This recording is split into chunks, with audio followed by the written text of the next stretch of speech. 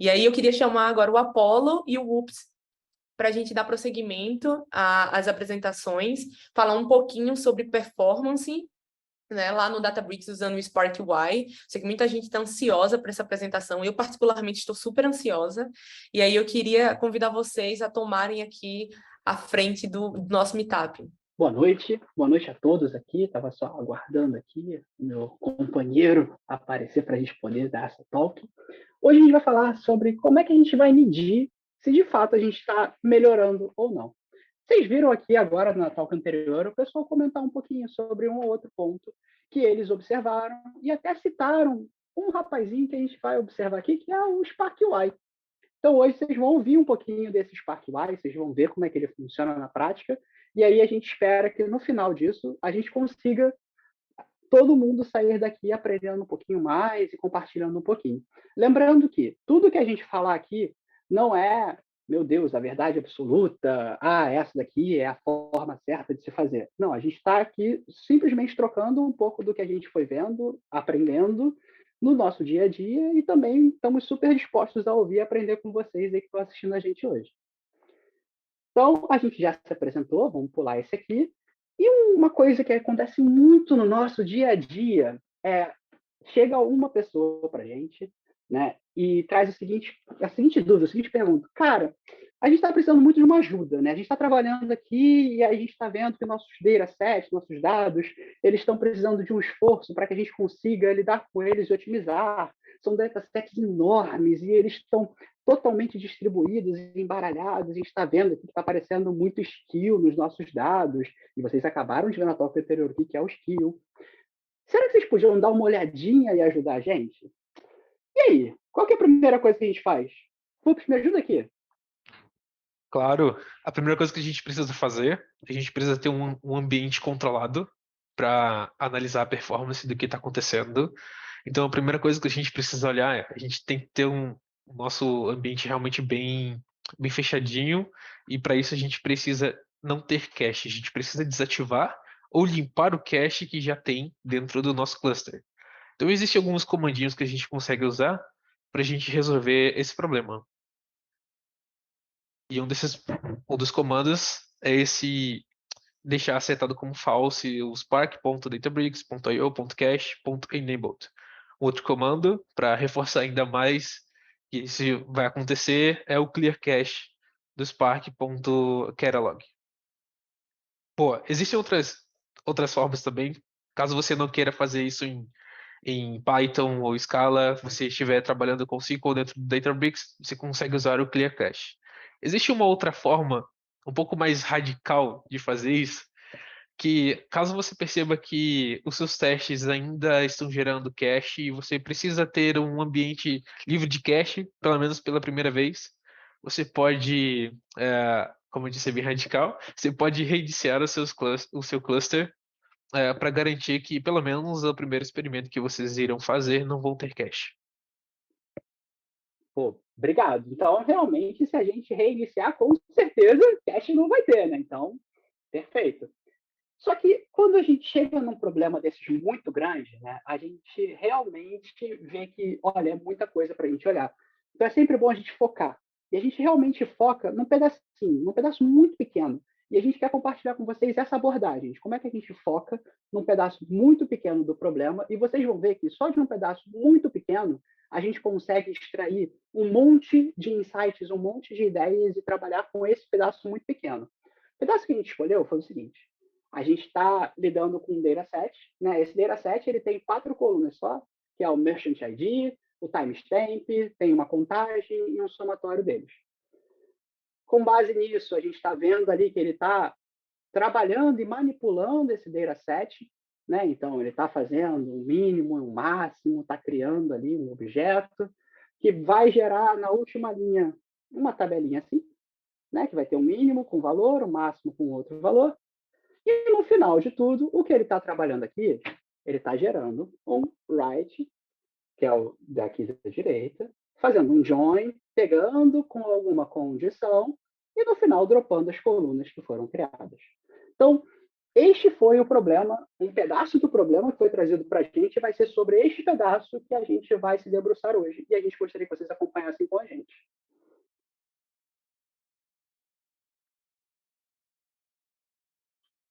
Boa. Então aqui a gente tem o código completo dessa transformação que o nosso, digamos, cliente chegou conosco e compartilhou com a gente o método original dele. Então a gente tem esse bloco de código e para começar a análise, considerando que a gente já tem um ambiente controlado, eu precisei acrescentar um pequeno bloco de comando que está sendo explícito aí na telinha para vocês, que é esse write do tipo NUP. Então, isso vai garantir que a gente vai conseguir, o Databricks ele vai processar todos os dados do dataset em questão. Normalmente, quando a gente está usando Databricks, a gente costuma usar o comando display para a gente ter uma amostra dos dados do dataset em questão.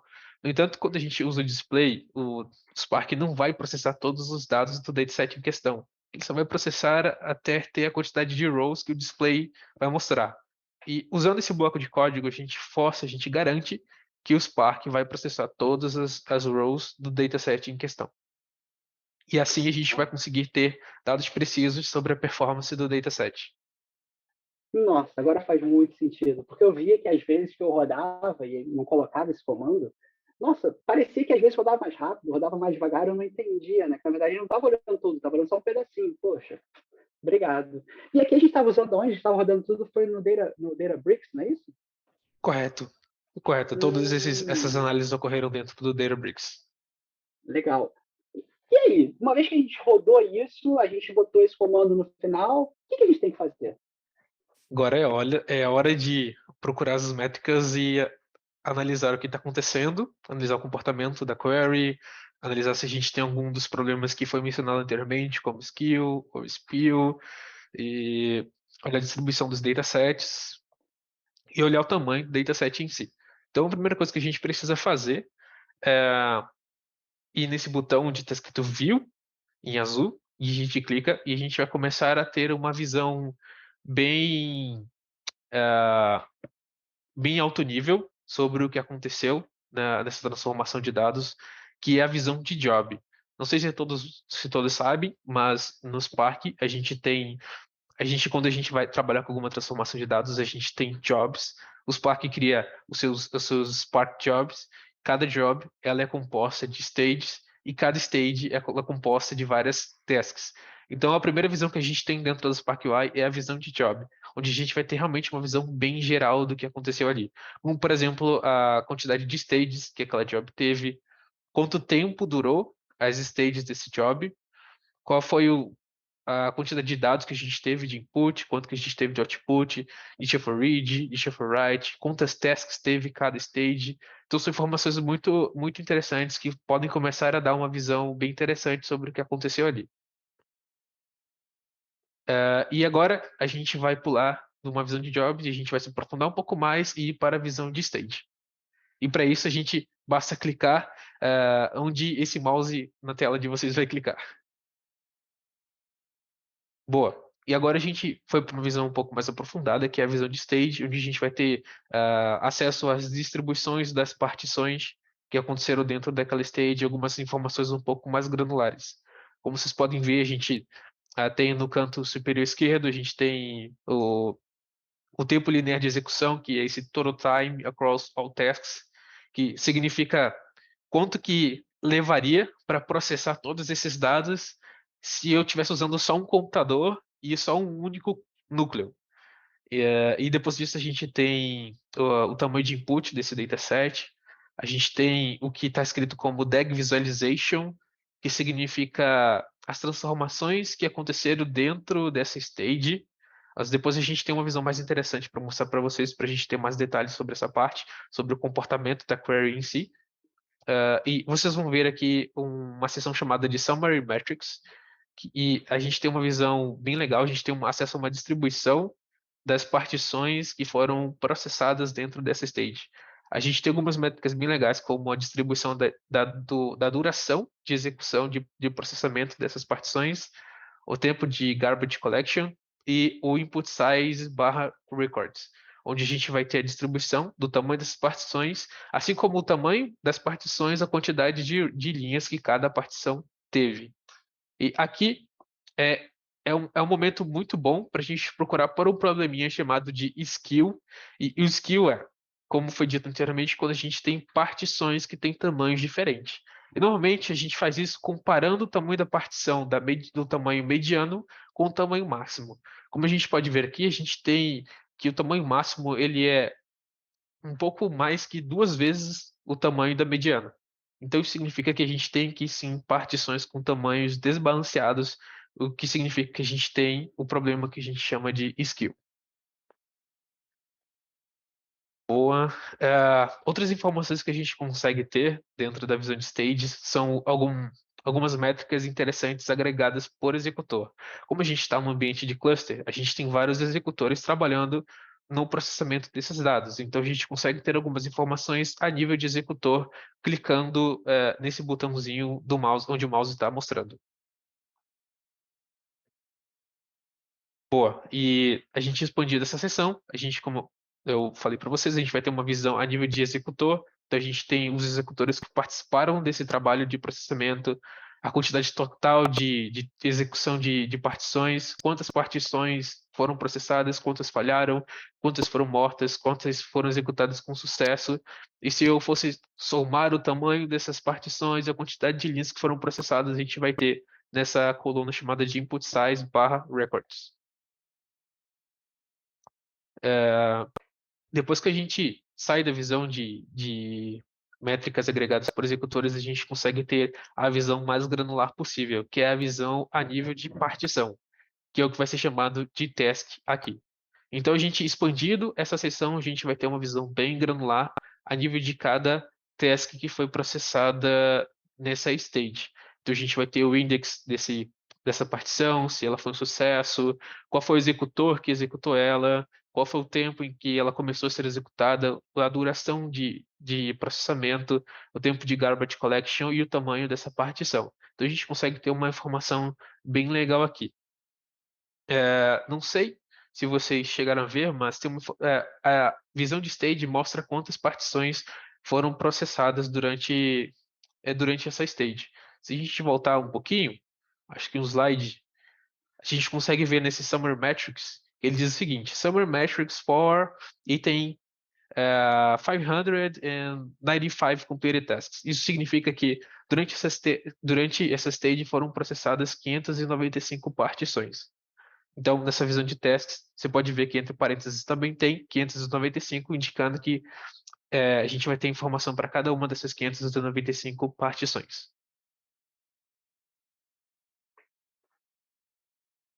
Boa. Eu disse para vocês que teria uma forma da gente ver de um jeito mais detalhado sobre o comportamento da query. Então, quando a gente volta para a visão de job, a gente vai ter essa seção onde vai ter Associated SQL Query, e a gente vai ter esse número em azul que está em destaque na tela. Se a gente clicar nesse número em azul, a gente vai ter uma informação bem legal, que é essa visão que é chamada de Query Plan. E aqui a gente de fato vê como que o Spark executou o comando em si. Porque nem sempre, do jeito que a gente escreve os nossos comandos do Spark, o Spark vai obedecer. Às vezes o Spark é muito inteligente para ele fazer de uma forma diferente. Então, aqui é de fato como ele disse que ele iria executar aqueles comandos que a gente viu previamente. Nossa, isso faz muito sentido. Olhando esse aqui, eu não conhecia essa visão. A visão que eu costumo usar é uma visão que eu rodo um comandinho, que é o explain, e eu vejo esse daqui. É a mesma coisa? Sim, é a mesma coisa. A única diferença é que o outro é em visão de diagrama e não apenas textual. Nossa, que legal. E aí eu estava olhando aqui, né, tipo, ó, eu vou te explicar um pouquinho como é que eu costumo olhar, né? Geralmente eu pego e eu olho primeiro se tem um pushed filters, porque eu li uma vez que se você começar a buscar o pushed filter, quer dizer que você está trabalhando de um modo otimizado. O que você acha disso?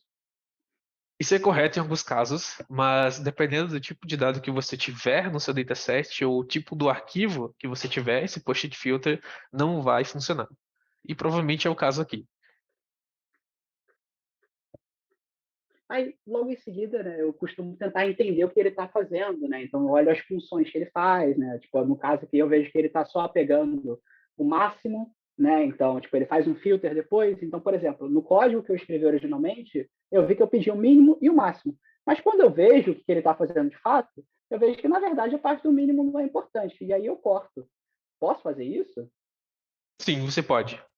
Como eu disse anteriormente, muitas das vezes o Spark é inteligente o suficiente para executar de outra forma o que a gente escreveu. E nesse cenário, ele percebeu que o cálculo do mínimo não é utilizado em nenhum momento, então ele não acaba não executando acaba não processando esse comando do mínimo. Então, isso foi muito útil para quando a gente fizer uma nova versão desse código, a gente não colocar o mínimo no código final. Ah, perfeito, entendi. E aí depois eu olho de novo, né? E agora eu vi, poxa, eu tenho um push filter, então ele vai fazer só um pedacinho, né? Então agora aparentemente estaria correto pensar isso, certo? Ou Ah, também de novo vai depender. também, de novo, vai depender. Mesmo que o Spark tente fazer o post-it filter, dependendo do tipo de dado da coluna em que ele vai realizar o post-it filter, no caso, é uma coluna chamada de timestamp, dependendo do tipo de dado, se ela for de fato timestamp ou se ela for string, pode ou não funcionar esse post-it filter, mesmo que o Spark tente fazer. Nossa, bom saber, legal. E no final eu tô vendo esse aqui, o Broadcast Nested Loop Join. Ah, é parecido com o que falaram na talk anterior, né? O que é isso aqui mesmo? Correto. No código original, a gente viu que o nosso cliente decidiu fazer um inner join. Só que dentro desse inner join, ele decidiu usar algumas condições. Só que, no entanto, o Spark, ele de novo foi bem mais esperto que a gente e disse, cara, acho que faz mais sentido eu fazer um broadcast join. Só que, como ele é um broadcast, é um join que tem condição, então eu não vou poder fazer só um simples broadcast join. Vou precisar fazer um broadcast nested loop join, devido à condição que apareceu no join. Então ele acabou não Nossa, fazendo o inner join condicional, ele acabou fazendo o broadcast join condicional. nossa, entendi. Caramba. Uau, acho que isso aqui vale uma próxima talk, mas vamos continuar aqui por enquanto. Então, peraí.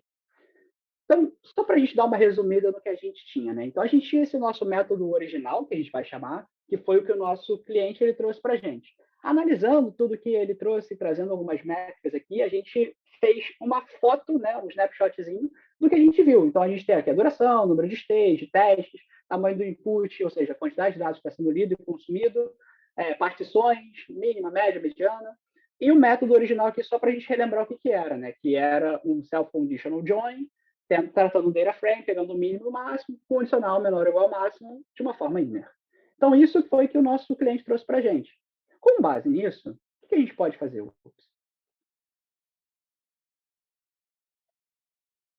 Boa. Ah, a gente tem a informação. Exato, a gente tem essas informações sobre a distribuição das partições.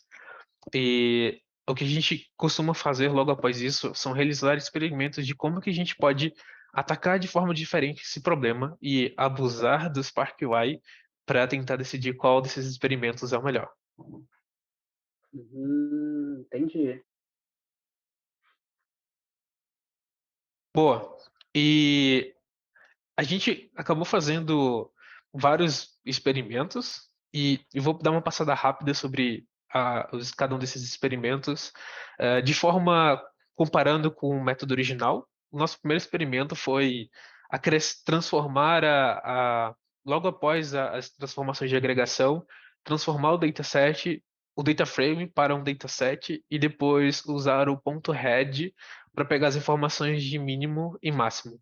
E a gente ia armazenar essas informações em variáveis chamadas de start date e end date. E depois, em vez de fazer um join, fazer um filtro direto no write.df. Legal. E a gente está resumindo isso aqui dizendo que, na verdade, a gente pega o método 1, ele faz basicamente, né, um filtro para a coluna, comparando ele sendo menor ou igual a um determinado dataset, pegando desse dataset o head, né, ou seja, só a primeira linha deles, né, e o segundo elemento desse dataset. É isso? Perfeito, correto. Legal, ótimo. Aí a gente trouxe esse segundo método. Uhum.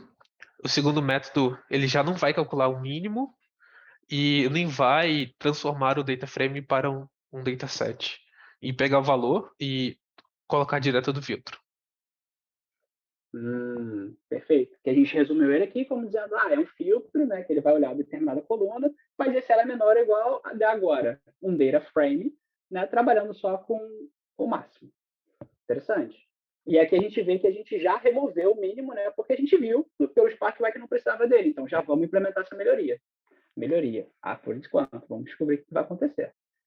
Correto. Depois, a gente traz um novo método, deixa eu ver se eu estou entendendo aqui, né? A gente está fazendo um novo método, né? Dessa vez agora, sem jogar ele para um dataset, fazendo um aggregate de novo, mínimo e máximo.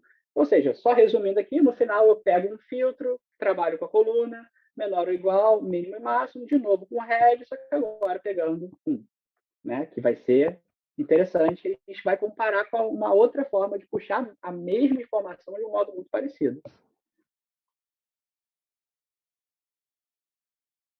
Corretíssimo. O próximo método é só trocar o head pelo first e depois fazer alguma comparação se houve ou não algum tipo de melhora. Podem E o parecer first, experimentos bem bestas, mas acho que é muito válido você fazer os experimentos, porque, por mais incrível que pareça, alguns desses experimentos podem te surpreender e se mostrar ser uma solução bem performática. nossa, e você falando nisso, né, e eu vendo agora esse método 5, para mim me faz lembrar de várias coisas, né? Porque, por exemplo, eu sempre ouço falar que trabalhar com Window Function é super interessante, né? Então, pô, de repente a gente está trabalhando com ele, pegando o mínimo, por uma Window Function pode ser super interessante, né? Por que não? Porque Verdade. parece legal, né? Então, eu acho isso muito legal. E aqui foi exatamente o que a gente trabalhou aqui, né? A gente trabalhou com o filtro de novo, fazendo data frame, trabalhando com uma window function, agora jogando ela para uma string. Capaz desse aqui ser o mais rápido, né? Sim, sim. Eu acho que talvez essa seja a melhor das soluções. Vamos agora dar uma olhadinha pelo SparkUI que ele entregou para gente. Boa. E, Apareceram duas linhas novas que não estavam aparecendo antes. Se chama Shuffle Spill Memory e Shuffle Spill Disk. Bom, olha, pelo que a gente pode ver na apresentação anterior, o Spill é quando os dados são muito grandes que eles têm que ser enviados para um disco. Então, provavelmente, essa solução não foi muito boa. E, puxa, e pelo que eu me lembre, esse método ele ficou rodando quase que por muitas horas, por muitas horas.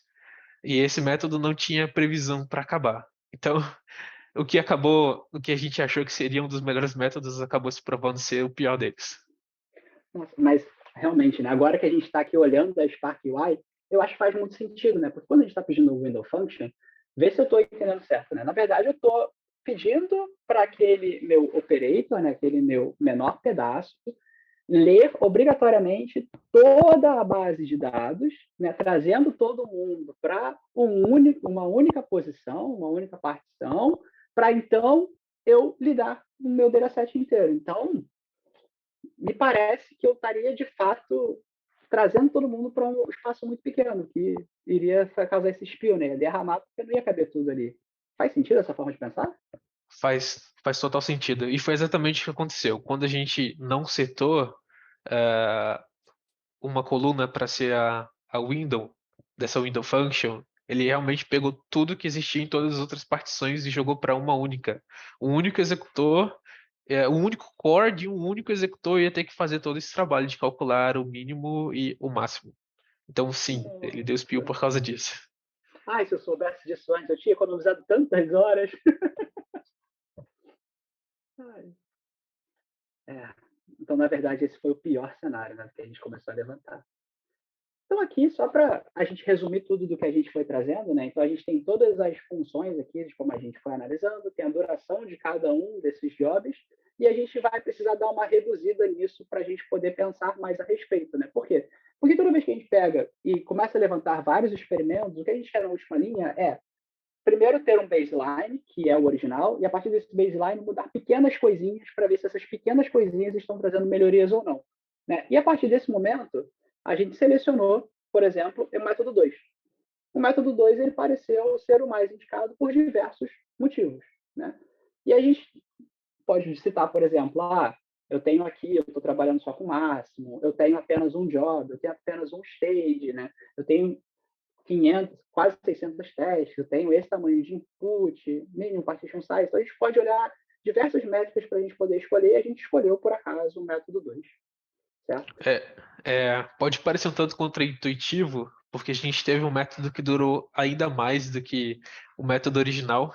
A gente teve duas partições a mais do que o método original. A gente teve um número maior de input size, mas fiquem com a gente que é, nós teremos alguns desdobramentos nessa conversa.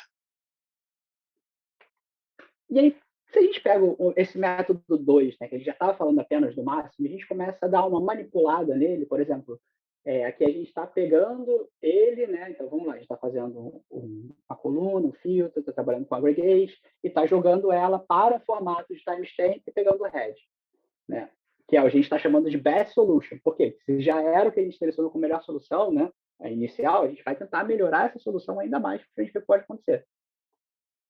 E aí, além disso, opa, perdão.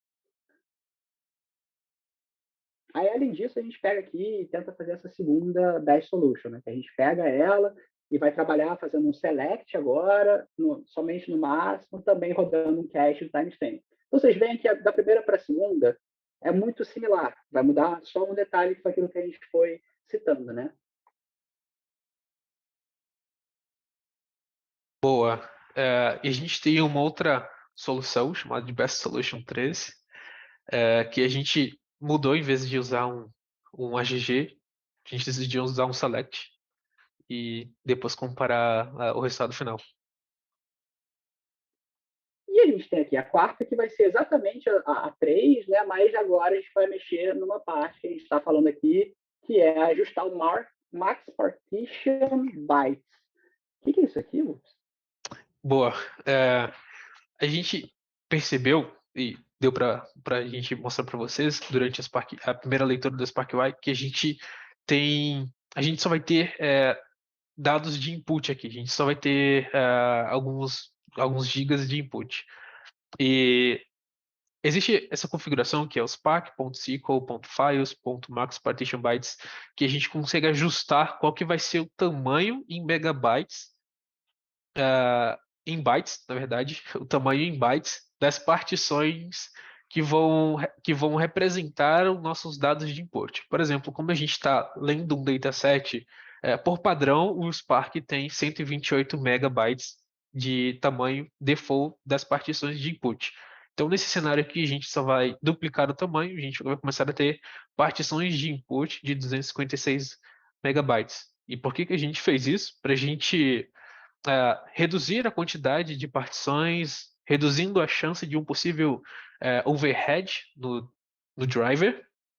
Então, a gente ia aproveitar melhor os recursos que a gente vai ter dentro do nosso executor. Perfeito. E aí, isso também pode ajudar a reduzir as chances do que aquilo que a gente acabou de ouvir na talk anterior, que seria o out of memory, não é isso? Nesse cenário, eu diria que não. Nesse cenário, quando a gente tem um tamanho de input partitions pequeno, a gente pode ter um número muito grande de partições de input. Esse número muito grande de partições de input, com poucos dados, pode causar um problema que é overhead no driver, que o driver vai ficar realmente muito sobrecarregado de ter que lidar com tantas partições pequenas. Então, a gente aumentando um pouco o tamanho essas partições de input, a gente pode evitar que isso aconteça. Puxa, entendi. Nossa, fez todo sentido. Obrigado. E aí, então, vamos analisar, né, ainda mais profundamente duas delas.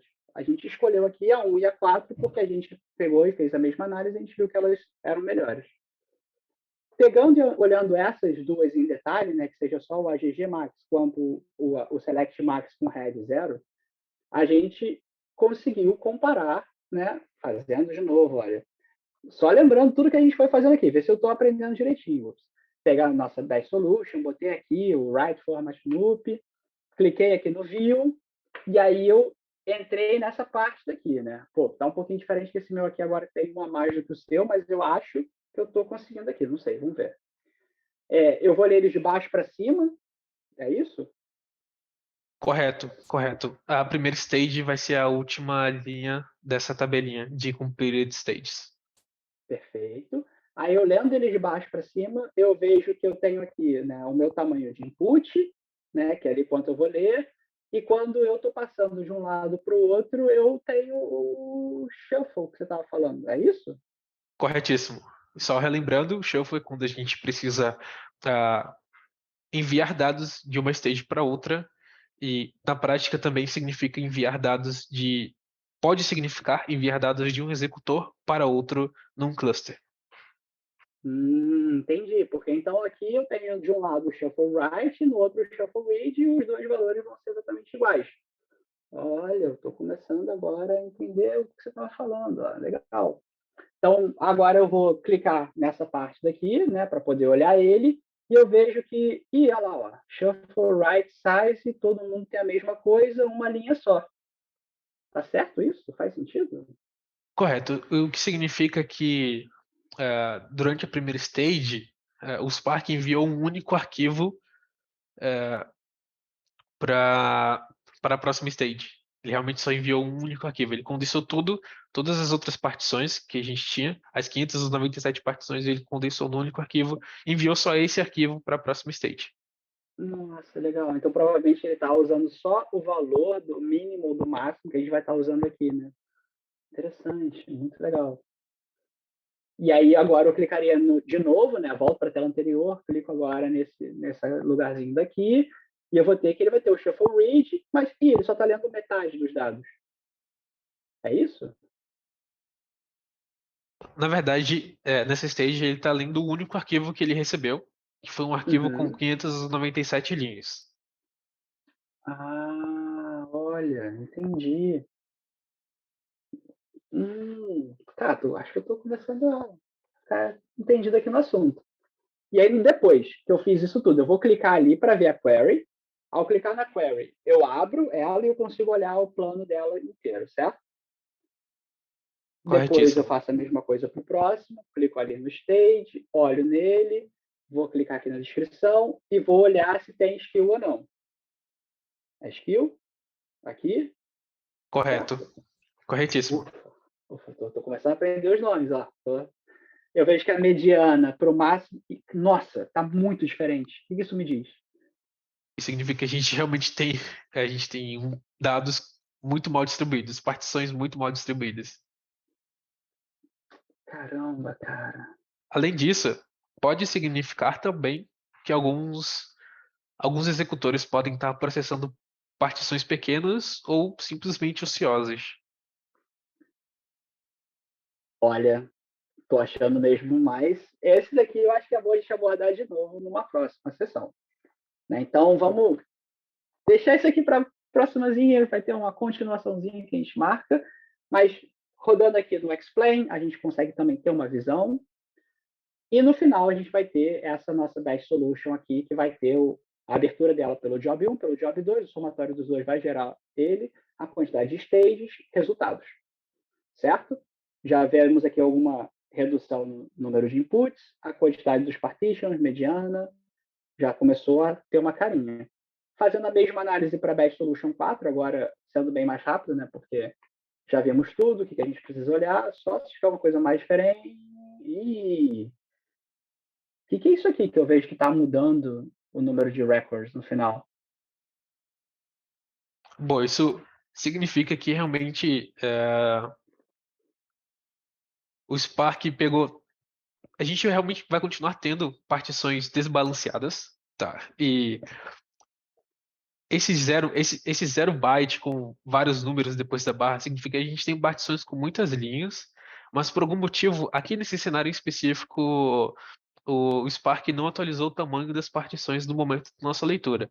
Mas só olhando o tamanho das linhas, a gente pode ver que a gente continua tendo partições muito mal balanceadas. Entendi. Então, às vezes, também o Spark, ele pode, por mais certo, né, que ele seja, por mais indicado que seja a gente usar a UI, pode ser também que, às vezes, a UI não esteja correspondendo tanto assim à realidade, né? Então, também esse risco, eles também precisam saber o que acontece e se saber lidar com isso também, né? Estou entendendo certo? Correto. Por isso que é bom sempre olhar a visão de teste, a visão mais granular possível, também fazer um comparativo da quantidade de linhas que a gente vai ter em cada partição, assim como o tempo de execução de cada partição. Não só olhar para o tamanho das partições. Nossa, perfeito, entendi. Bem, eu estava achando isso, eu falei, nossa, 0 bytes, mas tantas linhas, nossa senhora. E aí, olhando ela como um todo, vou olhar a segunda parte, cliquei aqui, entendi de novo, percebi a mesma coisa, ok, mas agora eu já sei o que é, e agora eu tenho esses dois cenários aqui para comparar, né? Tipo, eu vejo que houve algumas mudanças, apesar da duração final ter sido a mesma, certo? E aí, relembrando tudo que a gente fez, né? São todos aqui cada uma das soluções que a gente foi fazendo em resumo. Olhando eles como um todo, olha, eu estou olhando essa tabela aqui como um todo, mas eu queria saber a sua opinião. De repente, será que a gente consegue dar uma reduzida e selecionar só algumas delas? Acho que sim. Acredito que a gente comparar o que a gente teve no método 2 e o que a gente teve com o Best Solution 1 e o Best Solution 4, acho que é o que faz mais sentido para a gente olhar com mais profundidade aqui. Perfeito. Boa. Mas, assim, eu estou vendo que a gente está detalhando bem, trazendo um monte de informações, mas eu queria deixar aqui para todo mundo que está aqui participando dessa talk, né, depois repetir exatamente essa forma de pensar e esse exercício passo a passo e trazer para a gente, né? Pô, dado esse cenário daqui, qual que vocês escolheriam como sendo o job que foi o melhor de todos? Será que seria, então, o método original, de acordo com a duração, ou com as testes, ou com alguma coisa? Ou será que seria o 2, o 1, o 4? O que vocês acham? Né? E então eu queria deixar isso para o pessoal dar uma pensada, dar uma debatida, e depois trazer para a gente, até procurar a gente, tá justamente realizando essa troca. Né? Como a gente falou, a gente aqui está aprendendo constantemente, a gente quer aprender junto. E tem mais uma pergunta que eu gostaria de deixar para vocês, que é: será que essas métricas são suficientes para a gente tomar essa decisão? Será que não está faltando alguma métrica aqui? Se tiver, qual seria? Deixar essa pergunta para vocês pensarem.